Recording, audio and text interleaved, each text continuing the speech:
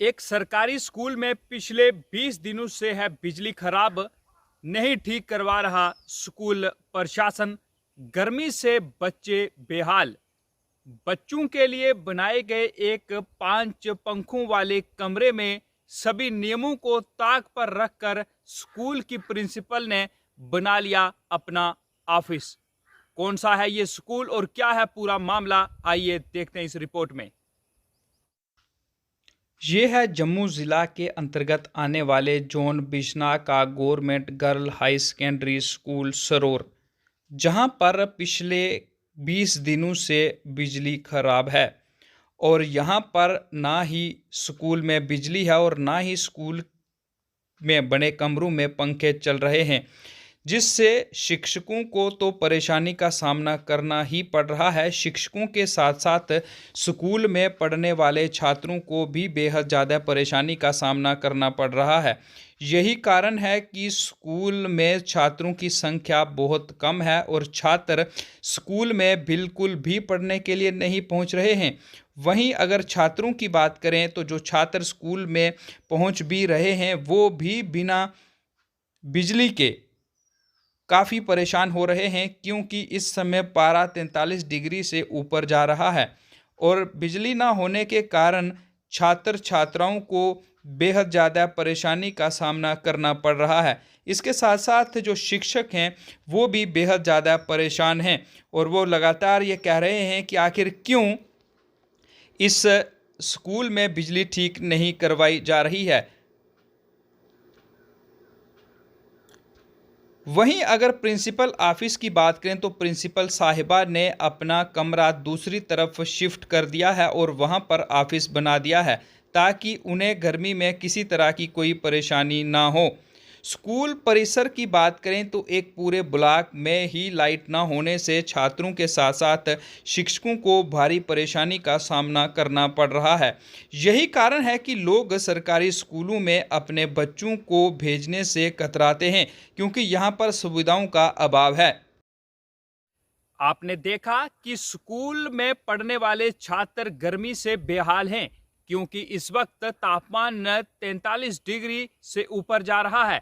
और ऐसे में अगर स्कूल में बिजली या फिर पंखे नहीं होंगे तो छात्रों की हालत किस तरह की होगी। यही कारण है कि लोग सरकारी स्कूलों में अपने बच्चों को पढ़ाने से परहेज करते हैं और इस स्कूल में भी ऐसा ही है। ये मामला आपने देखा कि किस तरह से बच्चे बिना पंखों के बैठे हुए हैं और उनकी हालत किस तरह की है। सिर्फ बच्चे ही नहीं, जो स्कूल के शिक्षक हैं वो भी बिजली ना मिलने से परेशान हैं और वो ये कह रहे हैं कि प्रिंसिपल मैम तो अपने ऑफिस में पंखों में मजा ले रही हैं, लेकिन बाकी छात्र और स्कूल स्टाफ जो है उसे बिना पंखों के रहना पड़ रहा है। और स्कूल प्रशासन की तरफ से जो लाइट है उसे ठीक नहीं करवाया जा रहा है। ये आरोप कोई और नहीं, उसी स्कूल के शिक्षक लगा रहे हैं। आइए सुनते हैं कि आखिर वो क्या कह रहे हैं। प्रोटेस्ट के अंडर नहीं आए हैं। 11th के जो बच्चे, 11th ही चल रही है फ़िलहाल, 12th अभी स्टार्ट नहीं हुई है, तो वो बच्चे आए नहीं हैं शायद इसी कारण, क्योंकि वो सुबह से लेकर 2 बजे तक बिना पंखे के बैठ रहे हैं। एग्ज़ाम्स भी हमारे ऐसे ही हो गए हैं ऑलमोस्ट। अब मैं एग्जैक्ट डेज तो मैं काउंट करके नहीं बता सकती हूँ, लेकिन 19-20 दिन हो गए हैं यहाँ पे कि लाइट का कुछ इश्यूज चल रहे हैं। लाइट नहीं है इस ब्लॉक में पूरे। ये बच्चों के क्लासरूम्स हैं यहाँ पे और साथ में हमारा यहाँ लैब है। इस ब्लॉक में नहीं है। दूसरे ब्लॉक में शायद 10-12 दिन बाद आ गई थी, 12-15 दिन बाद शायद, कुछ एग्जैक्टली मैं डेज काउंट नहीं इस समय कर सकती हूँ, उधर आ गई थी। बस यही इश्यूज हैं कि स्कूल में एक बेसिक बच्चों के लिए मिनिमम, मतलब एक बेसिक नीड होती है लाइट एंड इलेक्ट्रिसिटी। ठीक है, वो तो एक चाहिए ना। अगर बिजली नहीं होगी यहाँ पे, यहाँ मोटर काम नहीं करेगी, पानी भी नहीं होगा। ये यहाँ की गांव की, मतलब गांव के स्कूलों की हालत अलग होती है थोड़ी सी। तो वो इश्यूज तो हैं।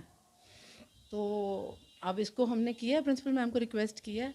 वो कह रहे हैं कर देंगे, एक दो दिन में कर देंगे, ऐसा तो कह रहे हैं मैम। चल तो नहीं रहा। बीच में कल आया था, बीच में मैंने आपको बताया ना कि 10-12 दिन बाद ऑफिस तो चल रहा है, ऑफिस में इश्यूज नहीं है, ऑफिस चल रहा है, लेकिन दूसरे रूम्स नहीं चल रहे थे। वो कुछ 12-15 दिन बाद शायद हुए थे रिजॉल्व उनका इशू, उसमें भी एक करके, वहाँ भी कुछ क्लासरूम्स में वहाँ भी अभी लाइट नहीं है उस ब्लॉक में, उनको भी 20 दिन हो गए, 10th क्लास लग रही है, वहाँ पे भी नहीं है, लेकिन इस साइड तो नहीं है बिल्कुल ब्लॉक, यहाँ तो बंद है बिल्कुल।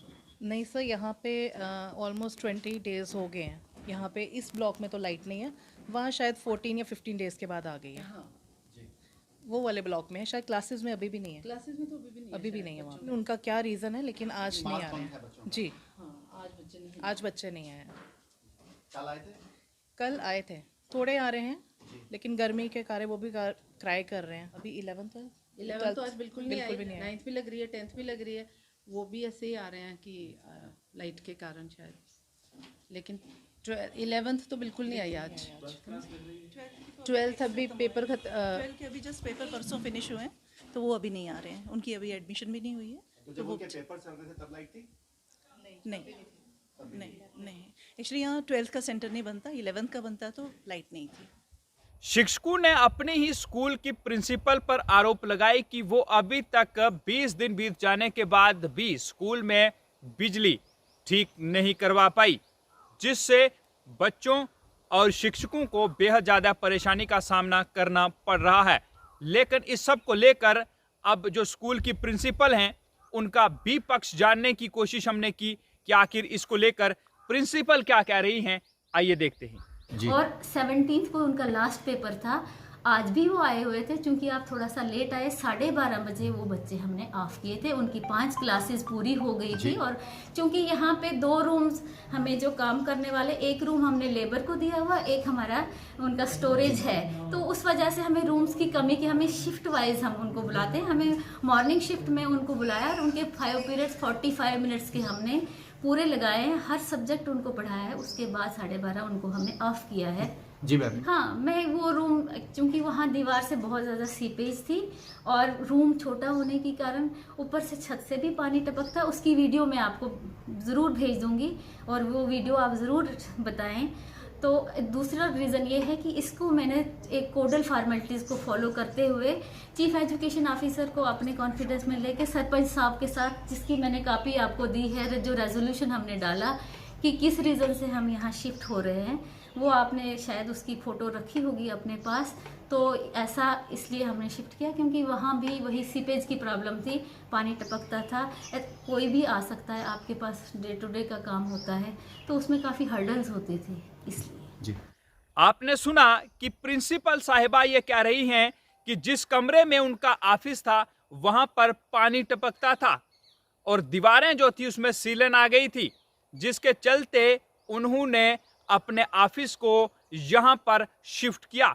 और जिस ऑफिस में वो अभी बैठी हैं वो बच्चों के लिए बना हुआ कमरा है, जिसमें 5 पंखे लगाए गए थे ताकि बच्चों को, छोटे बच्चों को किसी तरह की परेशानी ना हो। आर्ट एंड क्राफ्ट रूम जो बच्चों के लिए बनाया गया था, प्रिंसिपल साहिबा ने वहां पर अपना ऑफिस शिफ्ट कर लिया है।